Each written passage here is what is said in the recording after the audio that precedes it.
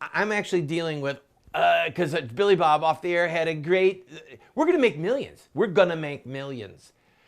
We're going to have a reality show where you just stick all of the Republicans, presidential candidates, in a house with a really big kitchen.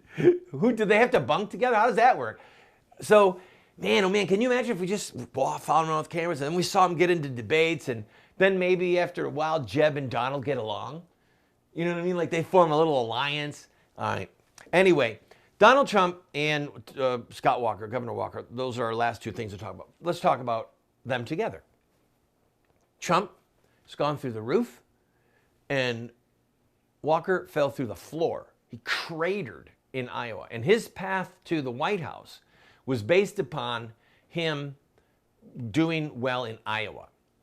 Let me tell you something about Scott Walker. Ready? I think he'll be president someday. I could be wrong, but I think he could be president. You have to remember that Richard Nixon ran twice. Did you remember that? That Nixon actually lost to JFK in 60, then became president in 68 when he ran again. Reagan lost in the primary in 76 to Gerald Ford, then the sitting president. Reagan ran again, became president in 80. There are people who have run and lost and then run again and won. I think that Walker is a good man. I think that he's an intelligent man. He's shown a lot of courage. His campaign did not take him where it needed to go, and he wisely pulled out. He didn't want to go into heavy debt. Okay, I guarantee that that's part of the reason. That he just realized, not only are the numbers not there for me to do well in Iowa, my finances are drying up. And you can go into serious debt really fast, really fast. So finally, back to Trump.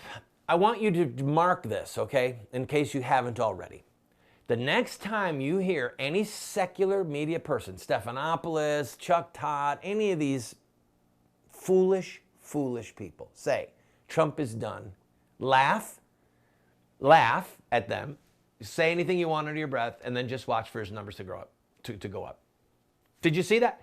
After the thing where he didn't rebuke that guy about Obama, whether or not he was a Muslim or, you know, all that nonsense, Trump's numbers have gone up again.